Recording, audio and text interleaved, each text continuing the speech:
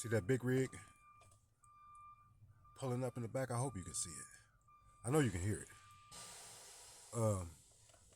Yeah. He's one of the key players back here. Now that just came through. Who is that? That might be MPD. I don't know who that is. Let me get out and greet him though.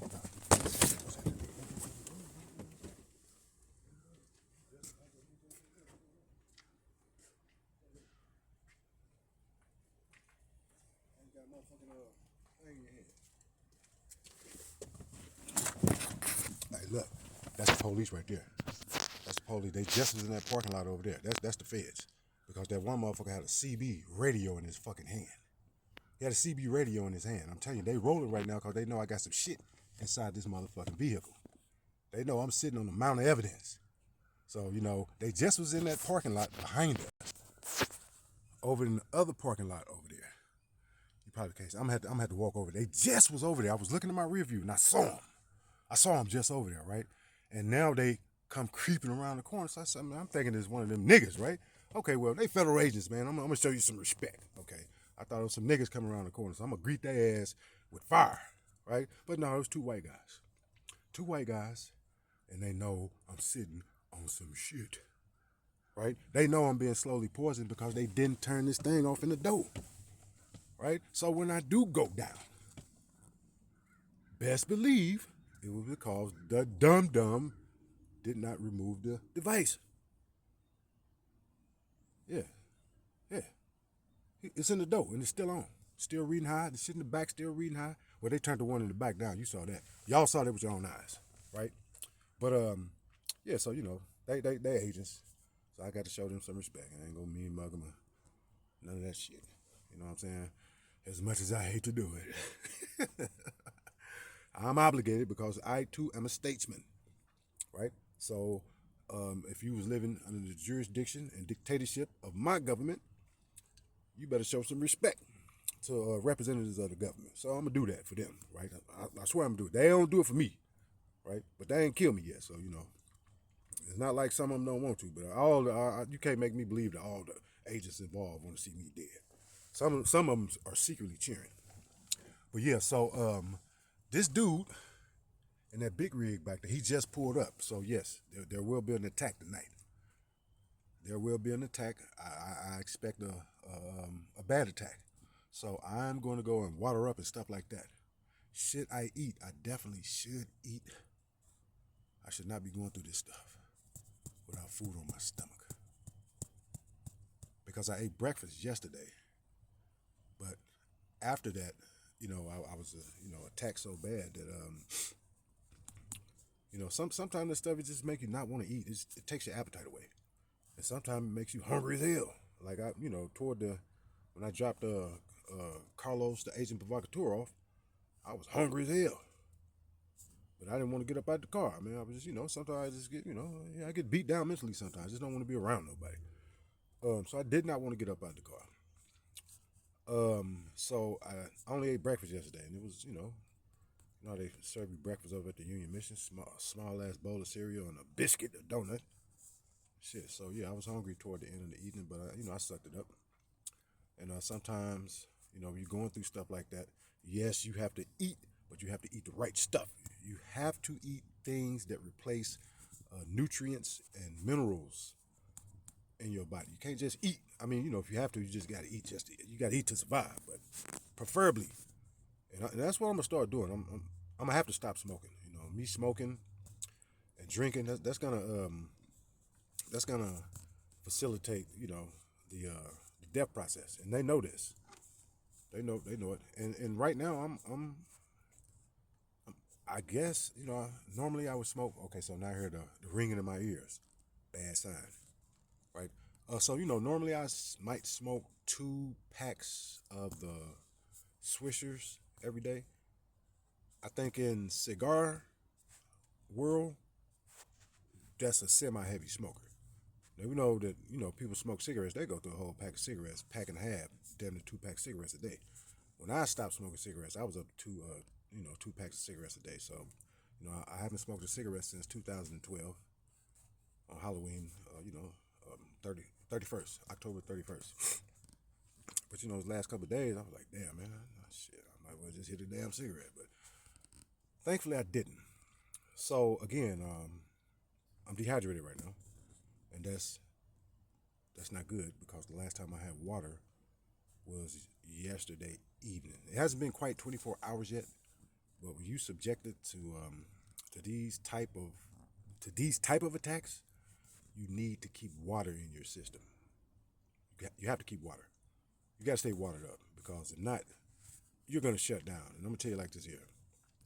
They know I drink a lot of water, so they, when they hit me with that radiation and whatever, the unnatural heat sources, they gonna keep it going. Um, and I have been drinking, a little bit more than what I had been. I'm always a heavy drinker when I drink, right? And my dad likes to say, well, you just make up for the days that you miss. Yes, I do. I come through and I slap down and paint 2 paints like nothing, right? Sometimes with a beer, but I slackened off a little bit, and it wasn't consciously. Maybe it was due to my money. I don't know, but I got money in here right now. You see right there, I got money in here right now, and I got money in there right now. I got $15 from the name, 15 American dollars that I made. I was selling the dumb girl's stolen property yesterday. So I could have went and bought some alcohol last night, but I know my body. Even though I want to go get a drink right now, but when I got out, I started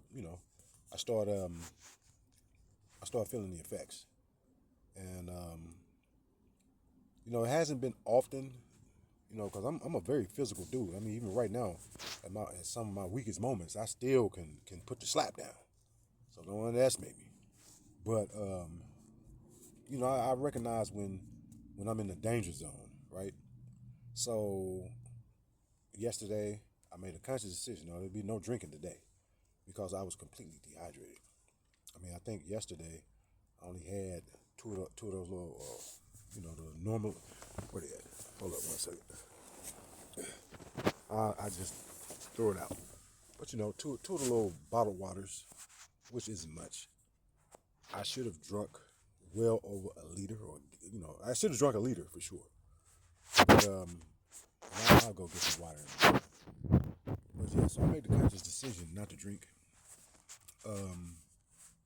I was going to go but you know what though? See, them two dudes just rolled through here.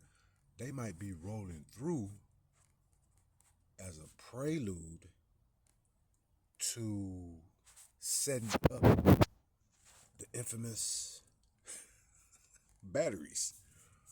So I'm anticipating a severe attack tonight. I'm anticipating that, right? Because they've never rode. And the dude in the passenger seat, I saw his radio in his hand. I ain't lying, I saw his radio. And the white dude come through looking like a Jolly Rancher, the driver. He ain't gonna wave at me like, hey man, right? But then, I should have known there was something when I saw the two white dudes, right? And they I would say the driver definitely, he probably younger than me. He's definitely bigger than me. He ain't missing no meals. He had one of them nice little hunting jackets on. As you blend in with the trees out there, it's probably him out there walking around out there. Yeah, so he waved at me. Once I recognized they agents of the police, that my hostility is gone, right? Because I'm obligated, even though I'm no longer an American citizen or part of the black community. I'm a new African. I'm obligated to obligated. I'm constitutionally obligated to my constitution, our constitution, the new African constitution. Yeah, if we're going to war, then we're going to war. But we're not gonna be around. Fuck, bitch. And I might say it, to myself, scream when I'm mad, alone. But when I come up on them, I'm showing them respect. Same thing with police. Same thing with sheriff. And I think they know this. They know this because I've told them as such. I'm not gonna show them any disrespect, any type of aggression. But goddamn, I don't know what I'll do in my dying breath. I might not be conscious of what I'm doing no more. So watch out. And I ain't saying that to give y'all no ideas, right? Oh, even you said he was, oh hell. If I'm not conscious because y'all done gas me and fucking microwave me all fucking night, and now I'm just operating. I'm not even operating. I'm not thinking. My body's just operating off of mechanics. You know what I'm saying? The will to survive. You gonna really shoot a man like that? It ain't gonna be no trophy. Well, I guess it would be a trophy because y'all ain't gonna tell the story. Hell no. Ain't gonna, yeah. I know I'm a trophy for sure.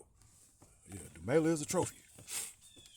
And that's evident. I've been, been horribly treated, mistreated in this country for the last 13 years.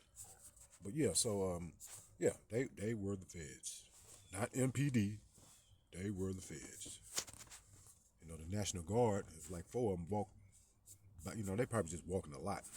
But at this point, nothing is coincidental. Nothing is coincidental. Like right now, my lungs are semi. It has that semi burn to it. That's not coincidental because I've been in the car all day. I wasn't physically moving around, being active, or things of that nature, but I wasn't getting winded. So, when they hit you, dehydrate you, and, beat you up for a couple of days, my beat down is 24 hours a day. And yesterday, and like I said, it got started as soon as I went to bed inside of the homeless shelter. The punks are already in position. I lay down, they start zapping my feet. When I'm asleep, they spraying me with the gas and zapping me. So the attack started, let's just say, at 2200 hours on the 10th, and it did the attack did not stop. Did not stop. The attack has gone on really now because they never turned that device off in the door. They never turned it off. So even though the attacks weren't as constant and as intense as all day yesterday, the attack is still ongoing. I'm still being hit with radiation. As you can see the red. I still haven't taken a shower and washed my clothes. And for the people of the future, I don't care what happens, man. Try not to become homeless. Because once you become homeless, you have no protection against their weapons. No protection. God forbid you on foot. Like I was once before for 5 or 6 years out there in California on foot. And I'm telling you right now, no protection. You have no protection, right? Something definitely is behind this seat because I don't mean to shake the camera like that, but something definitely is behind this seat because I'm feeling my left kidney, and now I just felt the familiar like electrical shock to my toe. So yeah, I'm definitely under attack right now. But with this dude in this big rig back here, it's gonna be a severe attack. It's gonna be severe. Yeah, it's gonna be severe. So I just got, mentally, I'm already prepared. I'm telling you, mentally, I'm already prepared. Physically, I'm prepared, but again, I'm not at 100%. Yeah, I'm definitely getting dehydrated because now my nose is starting to clog up, and at some point, my voice is gonna change. Might have already changed. You might have already noticed that. It's done went down a little bit, like that. But yeah, that's the effects. You know, two white boys just rolled through. It's on camera, but you saw it. They was just over there creeping around. Now all of a sudden they rolled back here, and the passenger had the CB radio in his hand. So this might be the type of attack tonight that's designed to put me unconscious, completely unconscious, incapacitate me, so they can get in here and take me to the hospital and then quickly work to remove the evidence inside the truck. I don't care. I don't care. Like I said, I'm not trying to be vindicated in the eyes of the public anymore. I don't give a fuck about them. I don't never go back to the black community. I never celebrate one of their holidays, unless it's New Africa. Black August, and then Black August isn't a Black American holiday, not Black American holiday. It's a 1619 holiday. The original blacks who were brought to this country via the by the slave, and as you see, I'm starting to, you know, thoughts are starting to clog up. Yeah, but a transatlantic slave trade, I meant to say, right? But yeah, you see the effects. You know, normally I'm coherent, but now you see I'm, slurring my words a little bit and all that kind of stuff. My tongue hasn't turned totally white yet, but you see that film on my skin. You see the red tint to it. You see the sunken in cheeks. Yeah, so I guess I might as well go get prepared. So I have to make the decision whether or not. See, I'm not going all the way up Winchester, man. I'm not dealing with that. I would go up there, man, get me some nuggets, but I just don't want to deal with them people. I just don't want to deal with them, man. You know, and that's one of the negative fallouts behind these type of operations, because you can self isolate. And I'm gonna tell you like this here: I don't think there are too many. And again, I don't know of of another individual that has gone through what I'm going through, but you can't tell me that they that the intensity and consistency of these attacks and the type of surveillance assets used against me are being used against everyone. They don't have those kind of resources. They don't have those kind of resources. I'm gonna tell you right now. And I heard that it might be 5 or 10,000 of us in America. They don't have the resources to put a satellite on everybody. They can put a drone on your ass, but not no satellite. They don't have the resources to organize every informant in the city against you at the same time, because they got too many other people to watch. But I can tell you for sure that, like yesterday, everywhere we went, there were people standing around looking with them looks on their faces. And I'm receiving most of the hostility, the open hostility I'm receiving from, the American coons. I'm gonna start calling their ass coons. They're not black folks. They're Americans, man. Coon Americans. Let's call them colored coon Americans, right? I'm receiving most of the animosity is coming from them, right? Not coming from the white folks. The white folks understand it's just business, right? Yes, they hate me. They hate my guts, right? They might have a reason to hate me. I mean, I don't know. The white folks might have a reason to hate me. I mean, I'm not a racist or anything like that. I don't advocate killing white folks. I don't advocate mistreating white people. I don't advocate stealing from white people, preying on white people, or just hating white people just because they white. That's not me, right? But maybe with the white folks, one thing for sure, white folks are used to exercising power, right? So when they run into others, especially blacks and people from other races that they can't pull that power trip on, they develop some animosity for you, right? And in my particular situation, I've been deemed an enemy of the state, a terrorist or whatever. They were saying that at one point. Then white folks were, their nationalism kicked in, which mine would have kicked in too. You're trying to overthrow my government, my nationalism would have kicked in, right? So white folks may have a reason to hate me, but and some of them, I looked at some of them and I seen, the hatred in their eyes, but not many of them. Not many of them. White folks ain't just like these two dudes right here. Yeah, they know I'm the enemy. Yeah, they the feds. Yeah, they coordinating the shit. But he did not, neither. Well, I couldn't really see the passenger. I know he looked like he was. You know who they remind me of?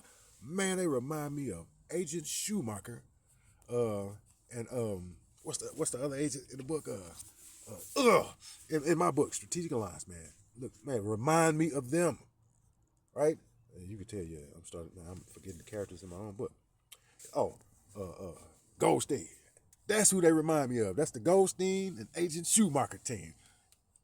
Man, they look, yeah. Agent Schumacher was a little older, a little chubby, with the gray in his beard. And then Goldstein was the younger one. Clean cut face, curly hair. Man, that was them. That was them, right? Agent Schumacher and Goldstein just rolled through. Yeah, I brought them to life. I brought them characters to life. I never would have seen them. And it did dawn on me when I first saw them. But if I had to give a description, I would say, man, they look just like the the characters inside Strategic Alliance, right? Okay, so I'm receiving that visceral hatred. I'm talking about hatred from the black community. And you know why their hatred is so visceral? Because they know I'm not scared of them. They actually scared of me. Yeah, they terrified of me, man. These are some of they so-called OG gangsters walking around. The people, man, them dudes don't scare me at all. I'm telling you, they don't. They don't scare me at all. And a lot of them, man, they get no respect. They look at my eyes and I just look at their ass. OG, huh? The big homie, huh? Yeah, I know. Big bitch. Yeah, let the government fall.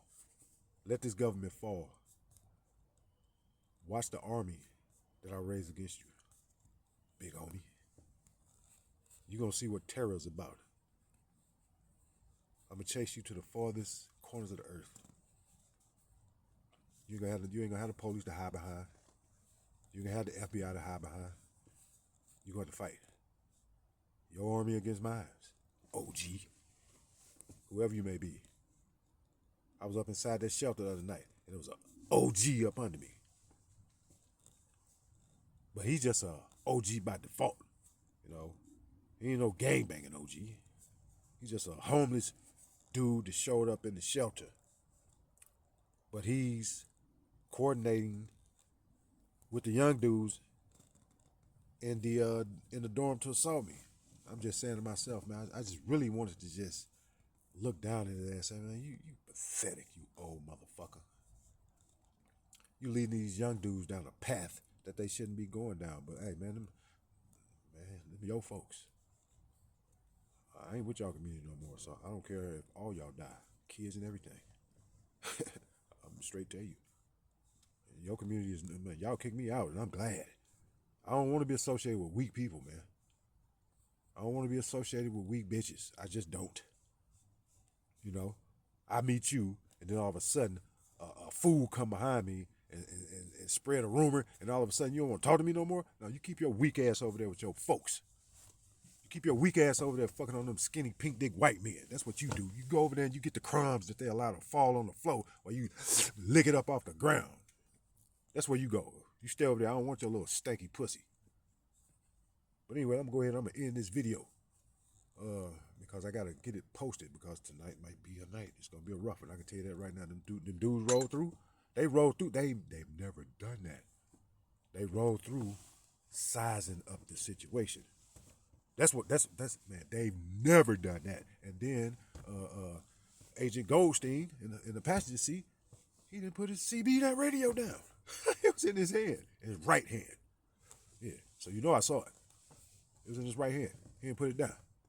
But again, I ain't no snitch.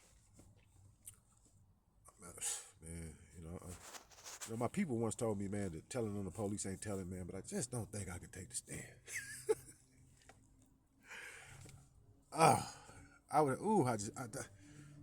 It's just something, man, about a rat, man. I just don't want to be no rat. Even though them bras just stole my car. Yeah, you know who you are. You stole my car, Shay Tiny.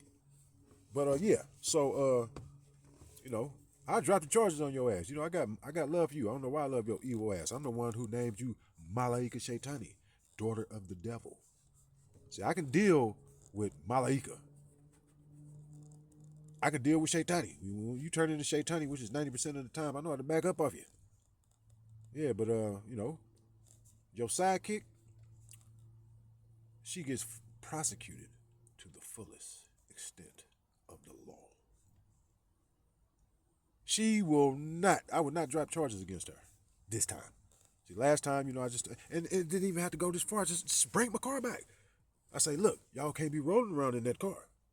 I say, bring it back so we can take it off the hot sheet. I ain't finna press no charges against y'all. But y'all took I'm thinking it was all a coordinated operation. You took my car.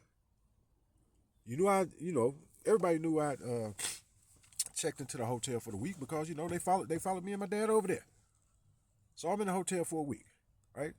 So y'all probably, like you always do, communicating with them folks back and forth. And y'all come up with the brilliant idea to take the car. And then once you took the car, the people knew you took the car. Your handlers knew you took my car. right? All of a sudden, I'm walking. Everybody like, God damn, what's going on? Who took it? They took it. What? They took it? Control government informants, government agents, petty agent provocateurs took my vehicle. Right, I'm walking through the snow, ice, feet hurting like a big dog off inside these steel toe boots. But it's what happened in the absence of my car that I look back, I reflect back on it, and it had to have been it had to have been coordinated. If it wasn't initially, because it couldn't have been initially a part of the operation, right? I mean, y'all wasn't even a part of the operation. I just happened to bump into Crystal. You know who I'm really. I don't care about Crystal. You know one. I'm looking for Shaitani. I'm looking for Malaika. You know who I show up for, right? But Crystal was right there, and I know it wasn't a part of the operation because I bumped into y'all by happenstance, and then it became a part of the operation. Once you got to the hotel room, right? And it still didn't. Taking the car still wasn't written into the operation because it just wasn't. Snow on the ground, nice outside. It wasn't written in. Once y'all took the car, that's when your handlers, whoever they are, Homeland Security, FBI, MPD, said, "Oh, cool," right? Because they moved to my left, to my right, and upstairs. The police. And when I say the police, I'm not necessarily talking about MPD. I'm talking about the FBI, Homeland Security. They moved their agent provocateurs into those rooms, and every single day I was assaulted. Every day. Like that night when y'all came into the room, when you stalled Crystal for all those hours until you got delivered that substance that you released when I was on the floor already suffering, right?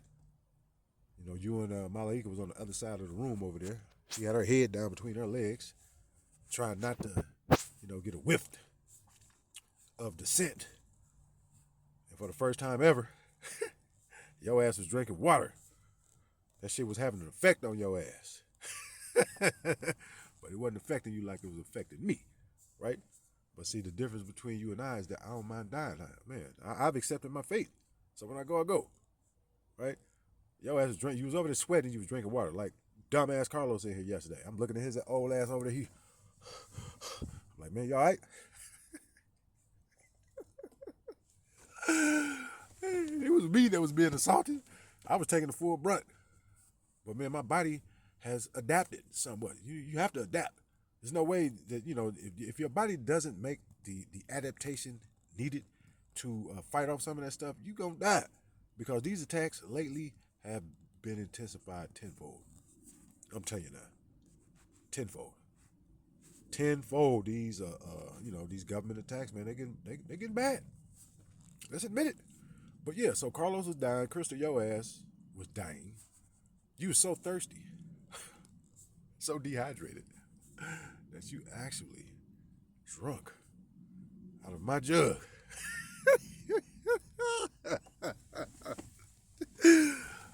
Oh, you chucked up my jug with no problem. You never would have done that before. Yeah, so that was some different shit, wasn't it? It smelled like peppermint. I'm on the ground, I'm like, man, what's that? What's that smell? It smelled like peppermint. Shit. Yeah. That was some different shit. Yeah, that was. That's all I'm gonna say about that. That was different. Yeah, every now and then they hit me with some different shit.